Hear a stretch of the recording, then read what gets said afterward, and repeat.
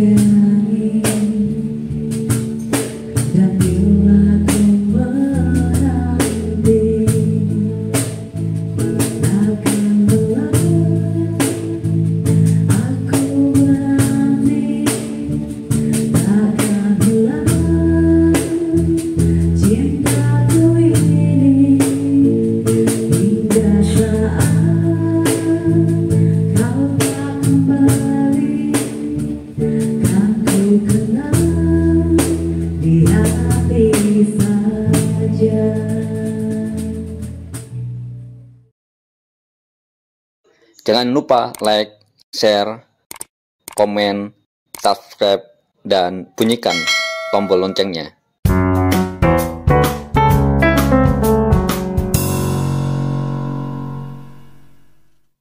Assalamualaikum warahmatullahi wabarakatuh. Salam. Om Swastiastu. Nama budaya. Salam kebajikan. Semoga kita selalu dalam keadaan sehat walafiat. Sesuai doa dan salam agama kita masing-masing. Sahabat seperjuangan di seluruh penjuru tanah air, pelosok negeri yang kita cintai, Indonesia. Pada hari ini, saya berdiskusi dengan Bung Kahar Cahyono dalam sebuah renungan tentang bedah buku dengan judul Gagasan Besar Serikat Buruh. Ini bagian yang pertama, Bung Iqbal. Bagian pertama. Ya. Dan sudah dicetak 2 edisi. Kalau edisi udah dicetak hampir 6 ya, 6 kali tercetak. Ini buku mungkin udah hampir 150.000 lebih ya dibagikan, beredar. Tapi karena nggak dipasang di toko-toko Gramedia atau toko buku besar, ya beredarnya di kalangan anggota dan juga orang-orang tertentu, masyarakat tertentu. Buku ini juga diterjemahkan di bahasa Inggris. Ya. Dan sudah beredar. Betul. Nah, Kahar akan memimpin bedah buku ini. Silakan Bung Kahar. Ya, rekan-rekan semua, seperti yang disampaikan Bung Iqbal tadi, ada satu buku yang ditulis oleh Bung Said Iqbal, Gagasan Besar Serikat Buruh. Ini ada seri bagian yang pertama. Ada bagian yang kedua yang menceritakan tentang bagaimana perjuangan buruh itu menggolkan Undang-Undang BPJS. Nah, terkait dengan buku ini sebenarnya adalah rangkuman dari pemikiran Bung Said Iqbal dari tahun 2007 sampai dengan 2014. Jadi kalau tahun ya? Betul. Selama 8 tahun. Jadi kalau mau tahu jadi apa saya nulis juga tuh ya 8 tahun ya. Dipikirkan Bung Said Iqbal selama itu bisa di ini. Ada namanya Koran Perjuangan. Waktu itu juga fotonya masih muda tuh. Coba tunjukin kayak gitu. Wah, muda. Foto masih ganteng. Ini masih sekarang juga ganteng, cuma ketuaan. Nah, ada satu bab di buku ini, tepatnya di halaman 203, di bab 21 ini judulnya adalah pejuang yang menjadikan serikat buruh perkasa. Nah, ini ditulis oleh Michael Mas di koran De Volkskrant Belanda. Ini koran besar yang ada di Belanda begitu. Dan di Eropa? Di Eropa ya, tidak hanya di Belanda ya, beredarnya ya. Betul. Dan kalimat pertama di buku ini atau di tulisan yang dibuat oleh Michael Mas ini. Apa tadi judulnya, Bung Kahar? Pejuang yang menjadikan serikat buruh perkasa. Oke. Ya. Di kalimat pertamanya ditulis begini. Lupakan buruh Indonesia yang selalu menunduk. Ini pendapat Said Iqbal. Si macan, perjuangkan hakmu meski harus berkorban untuk itu. Jadi Bung Iqbal dijulukin si macan. Si macan. Ya? Betul. The Tiger. The Tiger. Walaupun bahasa beberapa, tiger tuh ya? Oh ya, beberapa orang ada beberapa bahasa, kalau bahasa Inggris, bahasa Belanda ya. Iya. Bahasa Portugis, Spanyol ya. Iya. Oh, Michael Mars ini seorang penulis kolumnis bebas, independen, sangat terkenal. Iya, iya. Dan banyak pengagumnya. Dia menulis di beberapa media ya. Ya, itu tahun berapa, Bung Kahar, kalau boleh bisa saya tahu? Ini ditulis pada tahun 2013. Tanggal 14 Mei. 14 Mei. Iya. 2013. Betul. Ya, Michael Mars ini, Bung Kahar, dia penulis kolumnis, jurnalis yang sangat terkenal dan tulisannya tajam. Nah, ini salah satunya tadi, apa judulnya? Pejuang yang menjadikan serikat buruh perkasa. Pejuang yang bisa menjadi serikat buruh jadi perkasa. Dan julukan yang diberikan beliau kepada saya, si macan, The Tiger. Iya. Dia menulis, itu pembacanya rata-rata bisa 50 juta orang. Ini saya mendapat informasi dari FNV Mondial. Iya. Ini sebenarnya tulisan dibuat oleh Michael Mars atas permintaan FNV Mondial dan Industri All, serikat buruh metal terbesar sedunia. FNV Mondial sebuah yayasan serikat buruh FNV yang besar sekali di Belanda, sangat bergengsi. Ini. Itu waktu pemberian penghargaan, ya mungkin bisa dibacakan dulu. Ini Michael sangat terkenal sekali, pembacanya 50 juta orang, The Volkskrant. Saya juga diwawancarai oleh The Telegraph. Iya. The Telegraph. Tahun 2013 The Telegraph itu juga di Belanda, Bung ya. Di Belanda, ya? Di Belanda dan itu. Tulisan yang serupa itu juga muncul di majalah Financial Times Inggris. Jadi Bung Iqbal ini di mana aja? Di mana aja itu? Di baru ingat lagi majalah Financial Times. Inggris. Itu di Inggris. Telegraph. Betul, di Telegram dan apa namanya? Telegraph itu di Belanda ya, Rotterdam. Oh, Telegram di Belanda. Telegram ya namanya. Iya. Telegram ya. Telegraph. Dan ini di Volkskrant. Itu di Volkskrant. Kalau kita menyebutnya, kalau kata mereka, Volkskrant itu kayak pos kota zaman dulu. Yang orang pasti baca pos kota, saking terkenal itu. Iya. Kalau The Telegram, kalau kata orang istilah kompasnya gitu, kelas menengahnya gitu. Begitu ceritanya. Termasuk Financial Times. Baik. Silakan, Bung. Rekan-rekan, ini coba kita bacakan tulisan yang diterbitkan dari Belanda ini. Jadi baru semakin bangga begitu ya dengan pemimpin buruh Indonesia yang tidak hanya dikenal di Indonesia tapi juga di Eropa. Baik, saya akan bacakan. Pejuang yang menjadikan serikat buruh perkasa. Lupakan buruh Indonesia yang selalu menunduk. Ini pendapat Said Iqbal, si macan. Perjuangkan hakmu meski harus berkorban untuk itu. Ibunya Said Iqbal lah yang menumbuhkan semangat untuk berjuang melalui serikat buruh guna memperbaiki nasib kelas buruh. Ibunya bukan seorang yang militan, sama sekali tidak. Ibunya hanyalah seorang perempuan khas buruh Indonesia, bekerja sepanjang hari untuk menerima gaji yang tidak cukup untuk menghidupi keluarganya.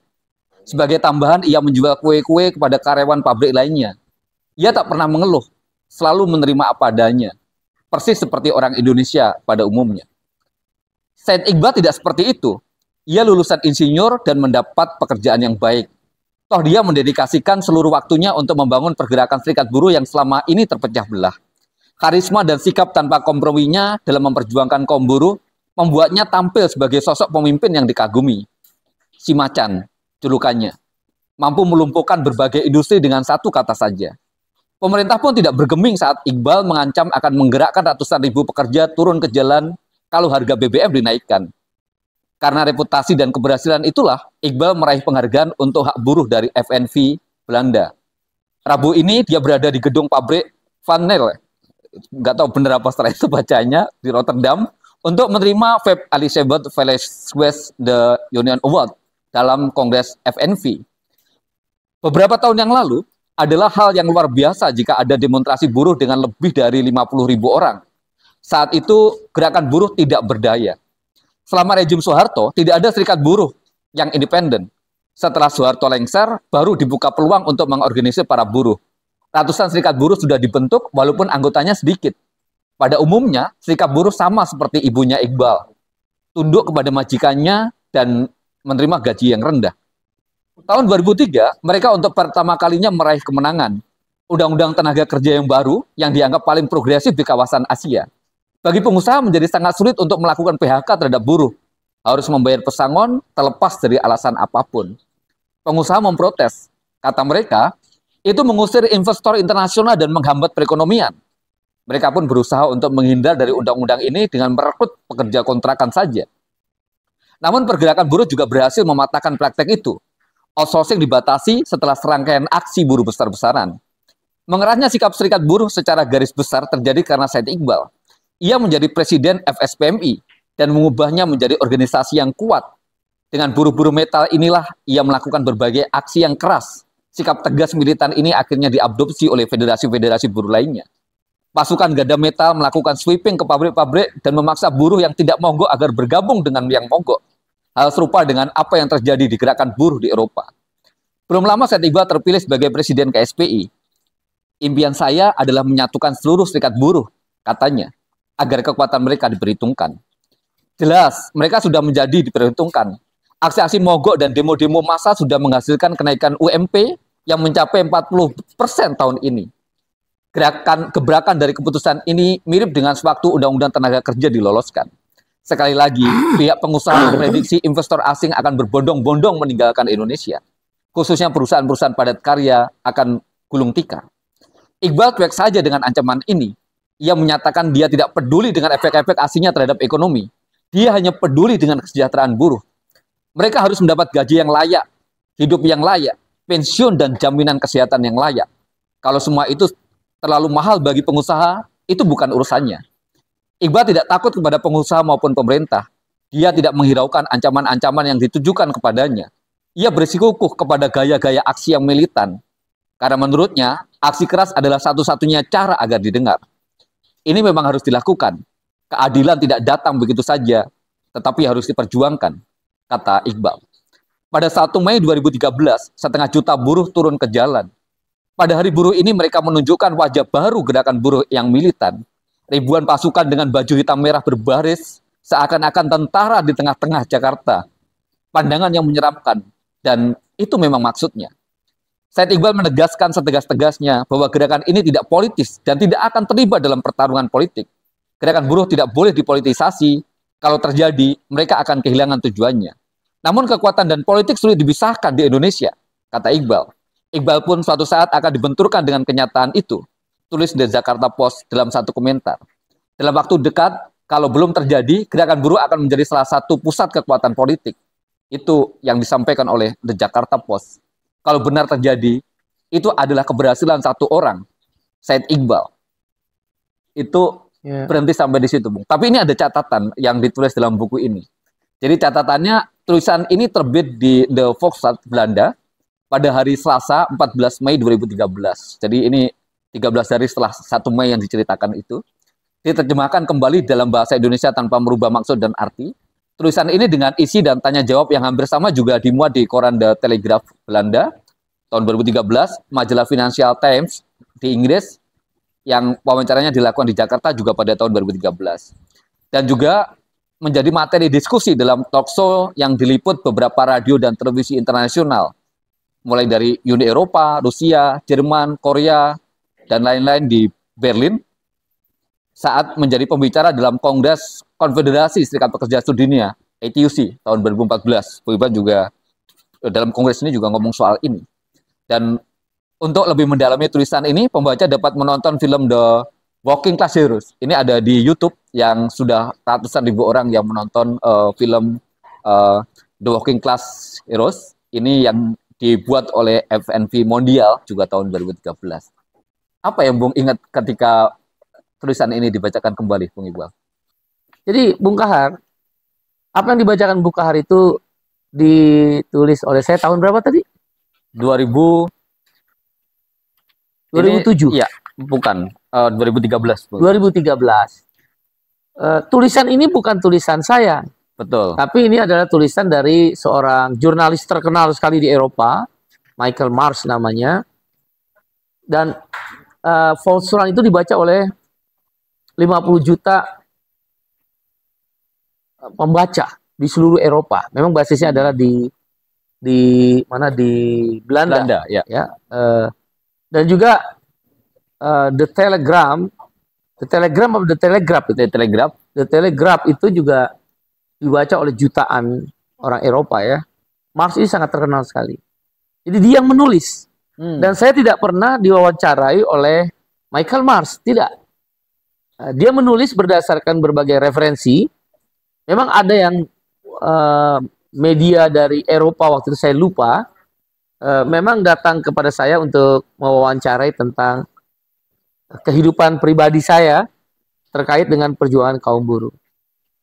Mars memberikan julukan memang The Tiger ya. Si macan.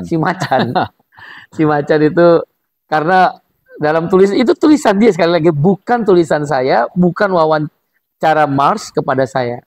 Dia menulis, kalau saya nggak salah kutip itu,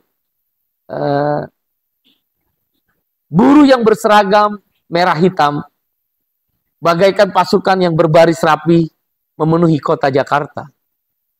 Memberikan pesan yang begitu kuat, tanda petik menakutkan, dan itulah yang diharapkan Said Iqbal. Dan Jakarta Post waktu itu ditulis oleh Maksi Jabat, wartawan senior Jakarta Post. Taking militan, ya, mengambil jalan militan. Memang Maksi Jabat menulis dalam The Jakarta Post yang kemudian dikutip oleh Michael Mars. Itu adalah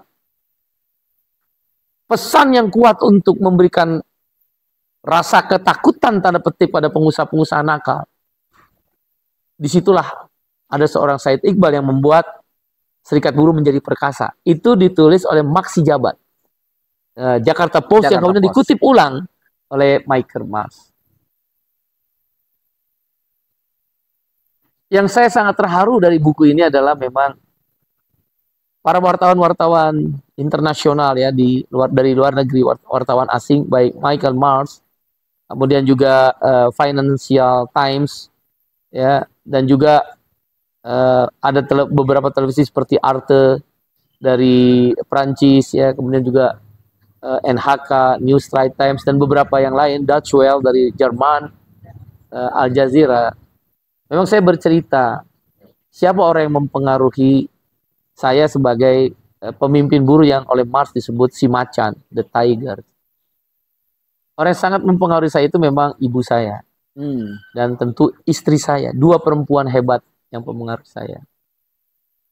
Saya ingat benar ketika masa-masa sulit ayah dan ibu saya. Dari orang berada, kemudian ya namanya hidup berputar. Ibu saya sempat bekerja menjadi buruh pabrik di Sentex kalau saya nggak salah, atau SCTI, saya lupa. Pokoknya di antara dua perusahaan itu. Saya ingat sebelum pergi ke pabrik ibu saya itu pintar masak ya, penyayang sama suami saya, sama anak saya. Pokoknya tidak akan saya temukan lagi dua orang perempuan yang sangat mempengaruhi saya itu, ibu dan almarhumah istri saya, Ika Liviani. Dia memberi kue bola-bola memang. Saya waktu ditanya dan dijual ketika sebelum masuk pabrik. Saya ingat sekali, saya juga kerja di satu perusahaan multinasional company yaitu Panasonic. 30 tahun saya bekerja, tapi sekarang sudah keluar mengambil pensiun muda. Teman-teman buruh itu kalau pagi kan nggak ada sarapan ya. Sehingga dia membawa kue, para perempuan-perempuan, buruh-buruh perempuan itu dia membawa kue, ada yang membawa nasi uduk. Memang serikat pekerja di tingkat perusahaan, saya sebagai ketua memberi tempat untuk mereka atas izin perusahaan untuk berjualan. Tapi begitu 10 menit sebelum masuk kerja dia harus ambil, dirapihkan belanja, dan rata-rata raku. Itu menjelaskan memang pekerja perempuan itu tangguh sekali. Seperti ibu saya. Dia mengajarkan tentang kesopanan. Saya ingat benar, misal bagaimana ibu saya mendidik saya, pekerjaan saya itu dua. Dari mulai saya SD kelas 6 lah ya. Satu, nyapu rumah. Nyapu depan luar setiap hari sampai saya SMA kelas 3, bahkan kuliah tingkat 1. Nyapu rumah tuh. Nyapu rumah kontrakan ya. Kemudian waktu punya rumah sendiri juga saya nyapu rumah. Halaman rumah, bukan dalam rumah. Cuci piring. Dan kalau udah kan ibu saya berjualan warung juga. Awal-awal itu saya selalu membeli limun. Jadi antara rumah saya ke daerah Cililitan itu beli limun. Dan kalau sudah siang, pulang sekolah, itu saya disuruh antar makanan rantang. Buat ibu saya pintar masak, luar biasa. Kepada apa namanya orang-orang yang memesan makan siang. Istilahnya rantangan ya, kepada rumah-rumah memesan, beberapa rumah. Disitulah saya cerita kepada beberapa media asing itu yang melatar belakangi mengapa saya kuat sekali terhadap buruh. Saya nggak pernah gentar, memang ditulis oleh Mars itu, tapi Mars mengambil sumber lain ya. Saya nggak pernah gentar memang terhadap itu. Dan kita tahu ketika kita mendirikan FSPMI, Federasi Serikat Pekerja Metal Indonesia, dan apa namanya belakangan Konfederasi Serikat Pekerja Indonesia KSPI bersama kawan-kawan semua, kita tahu bahwa aksi adalah pilihan, bukan sebuah sekedar tambalan. Karena kita berkeyakinan dengan aksi itulah perhatian akan ada dari pemerintah maupun kelompok pengusaha. Dan akhirnya kan terbukti. Mars juga mengutip itu. Yang kemudian makanya saya berikan penghargaan pemimpin buruh terbaik sedunia. Pemimpin buruh dan HAM terbaik sedunia. Tapi yang mengusulkan seorang Said Iqbal itu bukan FSPMI atau KSPI. Yang mengusulkan dulu namanya International Metal Workers Federation. Atau sekarang namanya Industry All. Federasi Serikat Buruh, metal, elektronik, otomotif, pertambangan, tekstil, garmen, sepatu sedunia.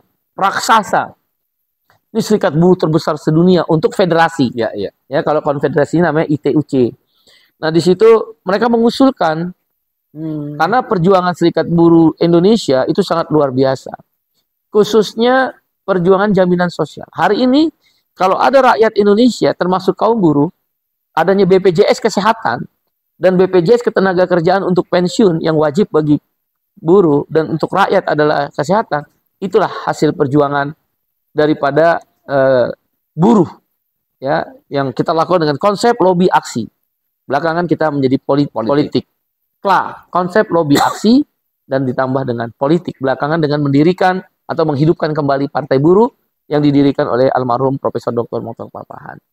Buku itu juga menulis bahwa dengan dasar itulah perjuangan upah naik tinggi sekali.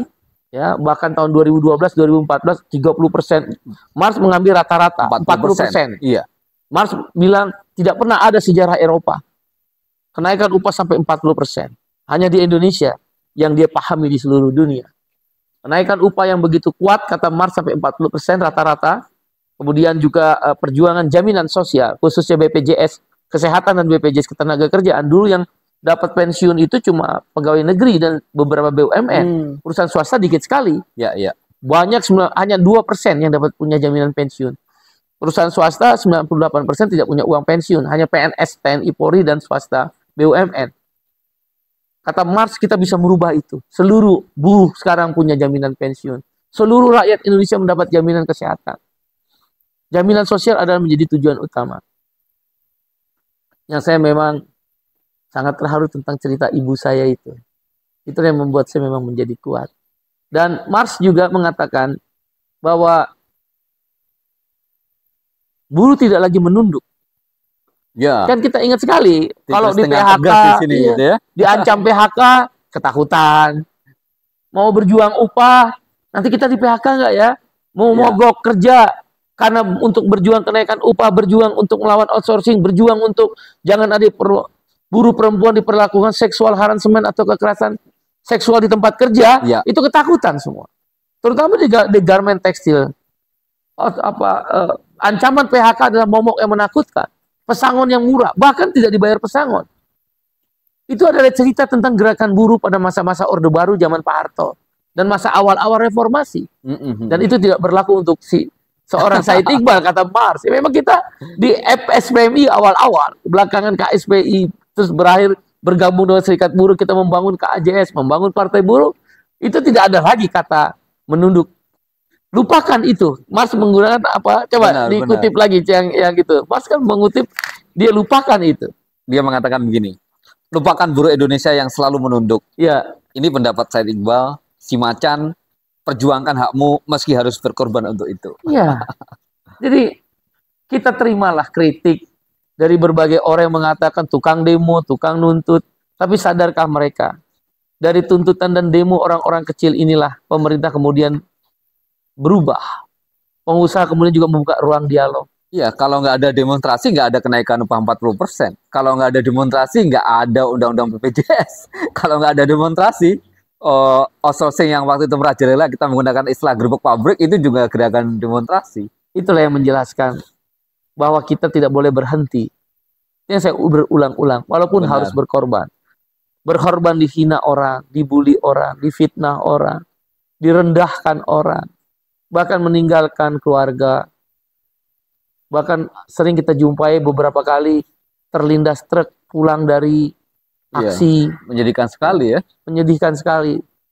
Bukan sesuatu yang mudah. Niat baik pun akhirnya dicerca orang. Ya, kita harus sabar. Ya.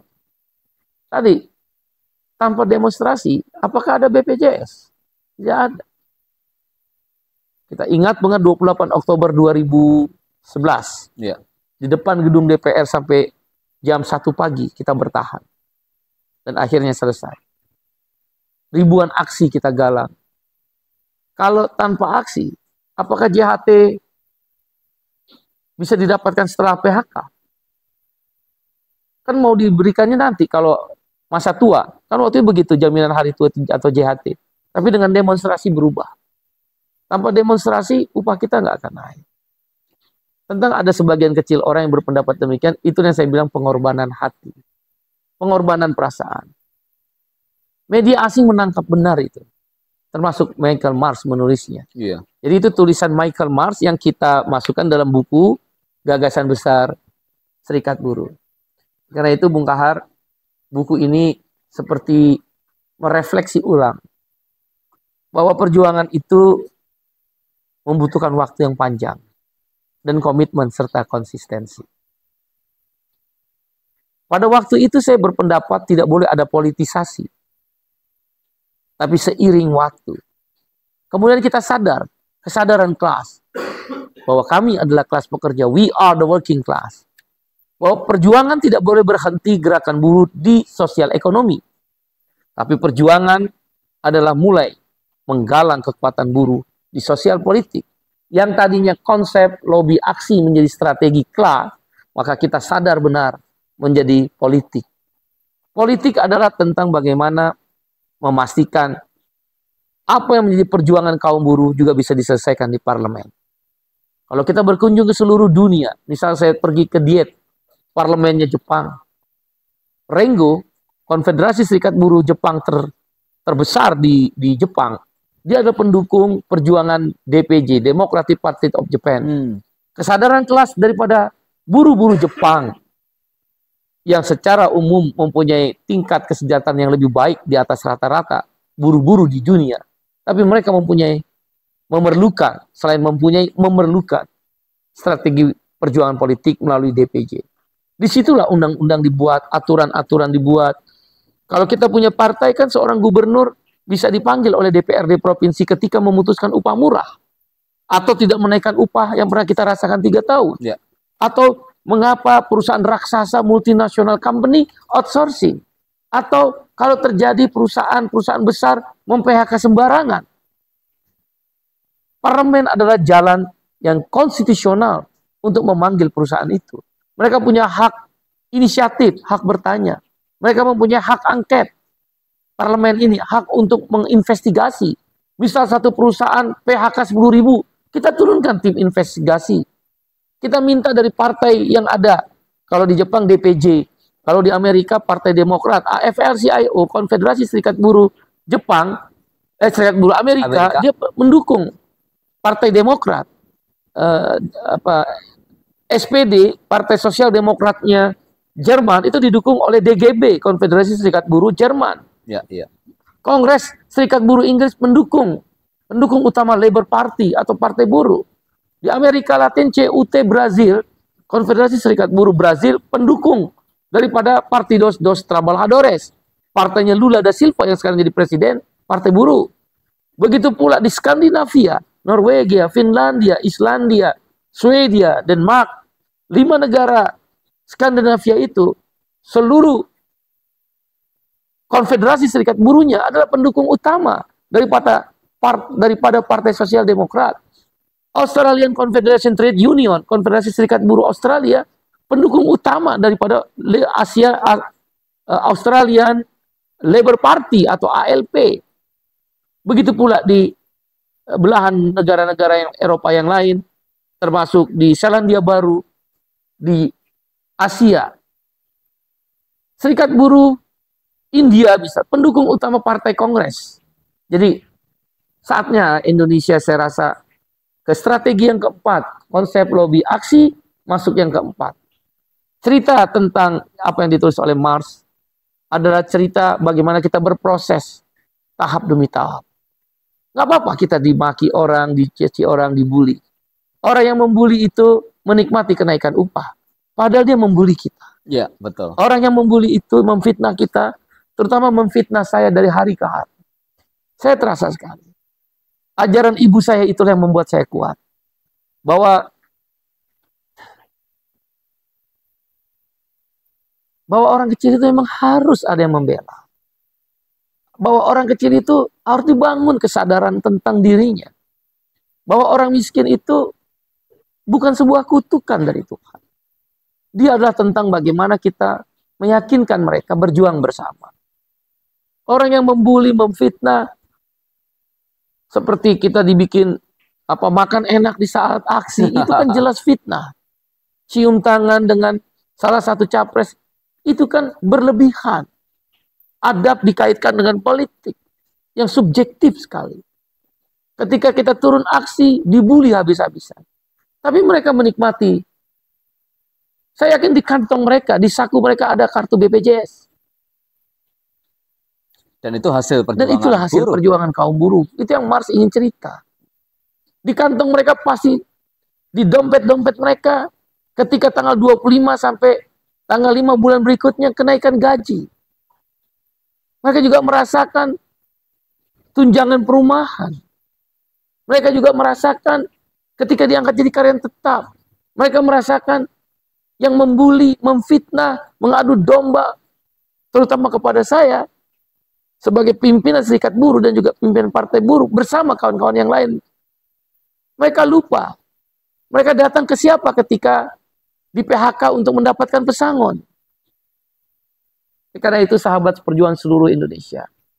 Buku tentang si macan yang ditulis oleh Michael Marx adalah buku tentang sisi kehidupan seorang aktivis buruh. Sisi lain dari kehidupan seorang aktivis buruh. Mereka juga punya anak. Mereka punya keluarga. Para aktivis-aktivis buruh, termasuk partai buruh sekarang. Mereka datang ke medan laga perjuangan. Meninggalkan istri dan anak.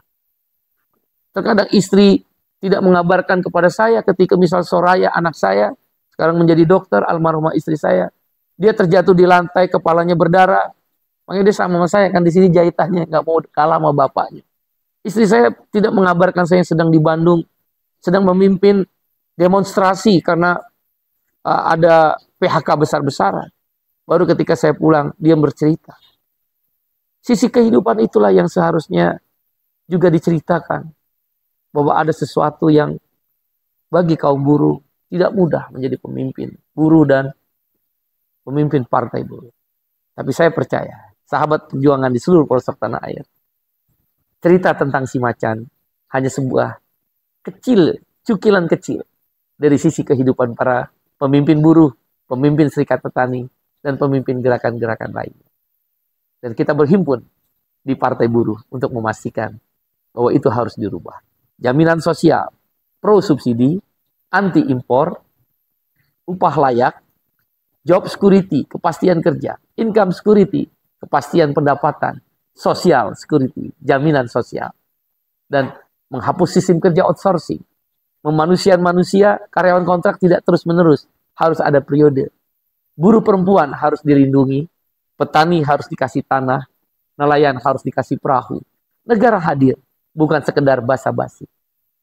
Sampai jumpa saudara. Wassalamualaikum warahmatullahi wabarakatuh. Shalom. Om. Santi, Santi, Santi Om. Sampai jumpa sahabat seperjuangan. Terima kasih, Bung Kar. Ya warna oranye partai buruh, warna oranye partai buruh, partainya kelas pekerja, partainya kelas pekerja, partai buruh nomor 6.